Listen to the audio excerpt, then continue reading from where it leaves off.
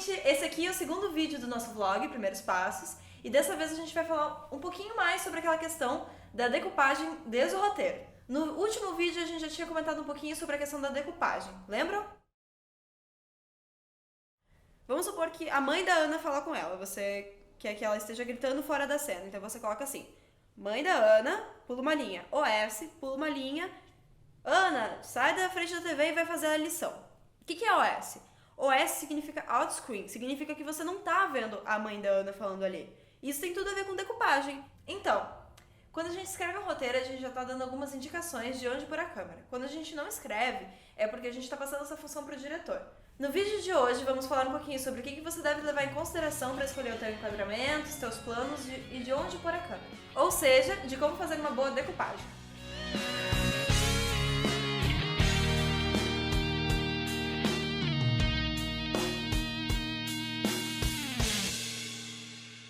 O termo decupagem vem do francês e significa recortar. E isso faz muito sentido se você pensar que você vai ter uma imagem e dela você vai ter que tirar um recorte. Como a gente já comentou, o processo de decupagem começa desde o roteiro. No caso desse roteiro aqui, Marcos pega uma garrafa de água na geladeira, pega um copo no armário, enche o copo até a metade, bebe rápido, de uma vez só. Da maneira como esse roteiro foi escrito, a gente já consegue perceber um certo ritmo, que é uma coisa bem acelerada, porque a princípio o Marcos está com sede, e isso a gente percebe tanto pela pontuação, quanto pelas frases curtas e as indicações que foram dadas, como o bebe rápido. Então, se você for escrever um roteiro, ou se você for pegar o roteiro de outra pessoa para você dirigir, você tem que ter esse tipo de noção, que a forma como ele estiver escrito já vai dar alguns tipos de indicação para a pessoa que estiver lendo ele. Nesse exemplo que eu dei, do Marcos pegando a água na geladeira, qual que seria a melhor maneira de colocar a câmera nessa cena? Vocês podem colocar, de repente, um recorte bem fechado, bem pequeno na mão dele, abrindo a garrafa, dando um ar mais dramático para essa ação. Uma boa dica é você pegar o roteiro, ler e pensar assim, tá, por que essa cena tá no roteiro e qual seria a melhor maneira de contar isso? Oi Kelly, oi galera do vlog. Bem, falar um pouco sobre decupagem, né? Eu acho que para quem vai estar fazendo vídeo, principalmente educacional, tem que se preocupar muito com a decupagem. A decupagem ela contribui muito com o ritmo do que você está vendo, com o ritmo da cena e o que o público vai estar vendo. A gente tem que pensar em decupagem em três partes. Primeira parte é quando eu escrevo o roteiro. Então, se a pessoa vai entrar em plano geral, se vai entrar em plano médio, se vai ser um plano de sequência. Quando eu vou gravar, é um outro pensamento. Se eu vou fazer a pessoa entrar e sentar, eu posso, de repente, gravar primeiro ela sentando, depois ela entrando. Eu posso tirar de ordem, eu vou decupar isso assim, em ordens, em uma ordem que a pessoa vai estar assistindo, mas eu vou tirar dessa ordem. E aí depois eu posso, na gravação, gravar o final, gravar o começo, gravar o meio. E a terceira parte, justamente na montagem. E aí, na montagem, eu vou pegar o que o diretor fez, fora de ordem, e vou colocar então dentro dessa ordem. Então a gente tem que pensar que essa decupagem ela vai te dar um ritmo. E esse ritmo vai influenciar para quem está assistindo a cena. Dependendo do que você quiser mostrar, o ritmo vai ser fundamental. No caso do Marcos bebendo água, como ele estava com sede, uma boa dica é você mostrar isso de uma maneira super rápida, super ágil, para que dê essa sensação de que ele está com pressa. Agora, no caso da Ana, que estava com saudade lá do vídeo do roteiro que eu falei, a Ana estava com um sentimento que é mais triste, mais psicológico, então é bom vocês mostrarem isso através de planos mais longos. Depois de pensar no ritmo, é bom vocês começarem a pensar sobre o ângulo da câmera, porque nenhum ângulo é neutro.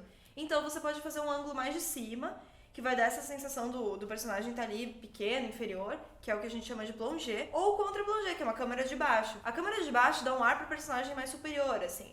Além disso, vocês também têm que pensar se esse plano vai ser frontal ou se ele vai ser lateral. Pensar se a câmera vai estar fixa, apoiada num tripé ou em alguma superfície, ou em movimento. Tem alguns movimentos que vocês podem fazer com a câmera que vai dar uma estabilidade bem grande, no caso da tilt, da panorâmica, do traveling, criando uma atmosfera mais confortável. Todos esses movimentos estão dando uma noção melhor do espaço que está aquele personagem. Vocês também podem usar esse tipo de movimento para sair do personagem e ir para algum objeto, ou vice-versa. Além desses movimentos de câmera, você também pode estar fazendo um movimento com câmera parada, que é o caso do zoom, que é o movimento óptico. Se vocês não forem gravar com a câmera no tripé ou em algum suporte, e sim gravar com ela na mão, o operador não vai ter todo aquele suporte, ele vai acabar tremendo. O legal é vocês usarem isso de uma maneira narrativa, usando isso para dar indicação de que de repente o personagem está com algum problema, que ele está instável, alguma coisa assim. Depois de pensar em tudo isso, de ritmo, de movimento de câmera, de ângulo, vocês têm que pensar sobre a escala, o que vocês vão estar enquadrando. Eu vou falar um pouquinho da escala sempre do maior para o menor, mas é importante vocês saberem que esses nomes variam bastante. Então, o que um autor pode chamar de plano médio, para o outro autor não vai ser. O maior plano, que abrange a maior escala, é o plano geral. Na maioria das vezes, o plano geral ele é usado para ambientar o espectador de onde essa ação vai estar acontecendo, mas não o que necessariamente está acontecendo com quem. Porque você não consegue ter uma noção muito boa do teu personagem no plano geral, porque ele é um plano muito grande. Já no plano conjunto, você vai ter uma noção um pouquinho melhor disso, dos teus personagens, mas ainda assim mostrando o ambiente. O plano conjunto normalmente é usado quando você tem mais de um personagem e quer mostrar eles ou de corpo inteiro, ou cortando só um pedacinho da perna. Se você tiver um personagem e você quiser mostrar ele de corpo inteiro, você vai ter um plano médio. Antigamente, quando eles foram fazer os primeiros filmes de faroeste, eles perceberam que iam precisar de um plano um pouco mais fechado que esse plano médio para mostrar as armas dos personagens. Por isso, eles criaram o plano americano.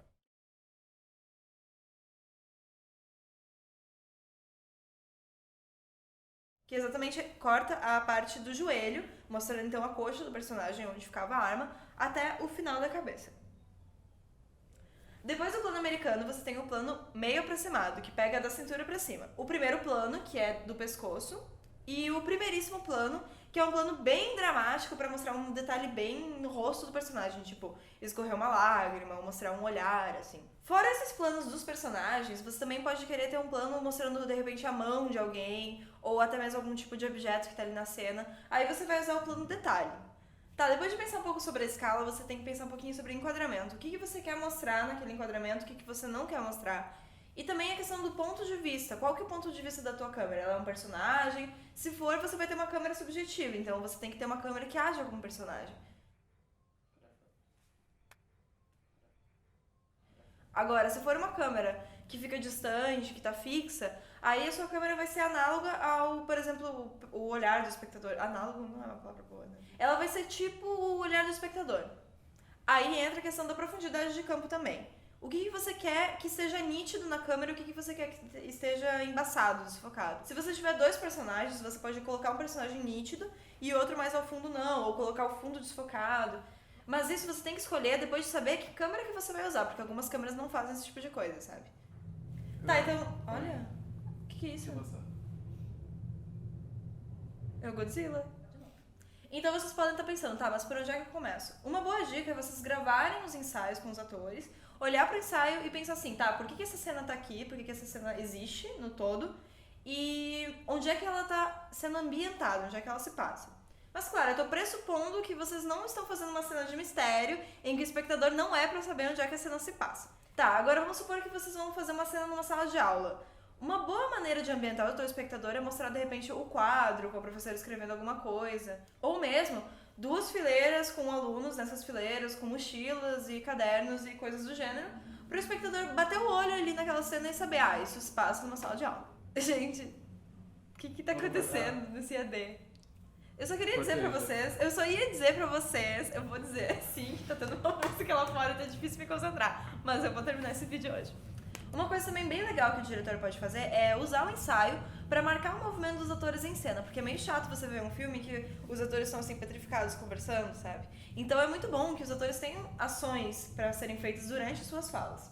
Ou seja, o diretor tem que saber que clima ele quer estabelecer naquela ação, o que vai ser ressaltado e pensar em como é que o movimento dos atores em cena pode contribuir para isso, como é que o enquadramento pode contribuir para isso.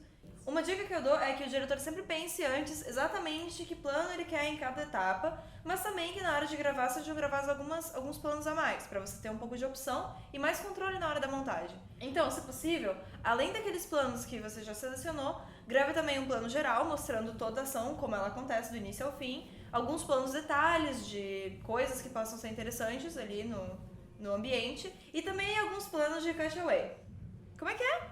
O cutaway é quando uma ação está acontecendo principalmente entre dois personagens ou entre dois planos, e você tem um terceiro plano deslocado dessa ação. Por exemplo, se você tem dois personagens conversando na sala de aula, o cutaway seria, sei lá, um plano da professora escrevendo no quadro, ou olhando, pedindo para eles fazerem silêncio. Um plano extra, assim, que não esteja acontecendo naquela ação principal. Isso é muito útil tanto para deixar a ação mais dinâmica, quanto para não ter problemas como continuidade, quebra de eixo, coisas assim. Vou falar um pouco então sobre continuidade. A continuidade a gente pode pensar de diversas formas. A mais simples que a gente pode pensar é de roupa. Então a gente sabe que dentro de um espaço escolar, quando a gente está gravando um vídeo estudantil, é comum gravar uma cena num dia, depois gravar daqui a uma semana, no outro dia. E acontece, a pessoa vai com uma blusa e de repente, na outra cena está sem a blusa e você não viu a pessoa tirando a blusa.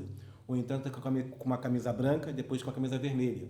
Então tem que tomar cuidado quem vai fazer aí a direção, né, arrumar um continuista ou a pessoa que anote qual é a roupa que o personagem está. Para depois não estar com uma cena com uma camisa branca, depois estar com uma camisa vermelha sem justificar.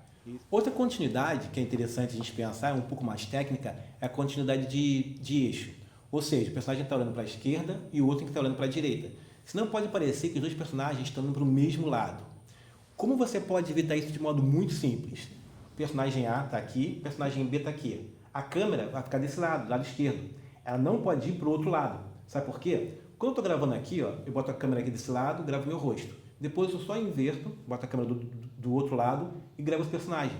E aí você consegue isso aqui, ó. Vê se vocês conseguem assistir. Eu tenho um personagem gravando, a câmera está gravando ele aqui. Depois quando eu inverto, ó, a câmera está gravando ele do outro lado. Então você percebe que parece que tem um diálogo, um de um lado e o outro do outro lado.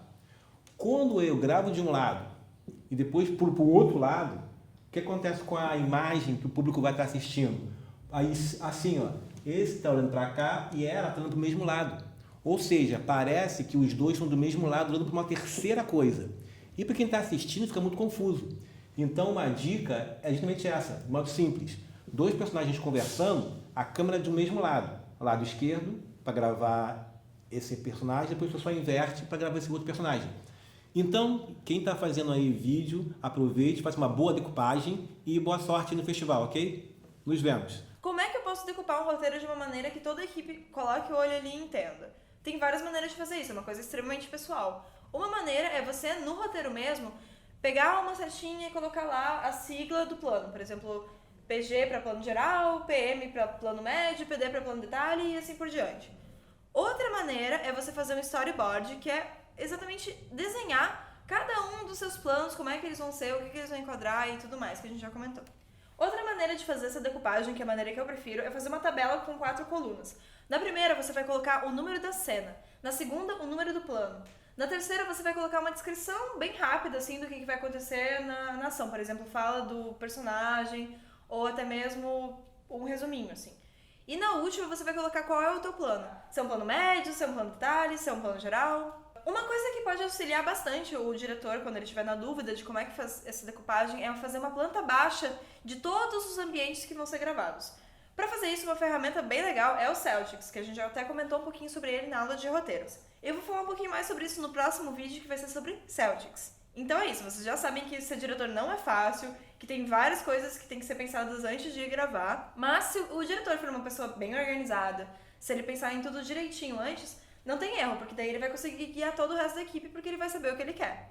É isso, galera, o vídeo acaba por aqui. Vocês podem deixar alguns comentários aqui no YouTube mesmo, ou vocês podem entrar no nosso blog e deixar comentários por lá. O endereço é festivaldevideo.wordpress.com. É isso, beijo, tchau!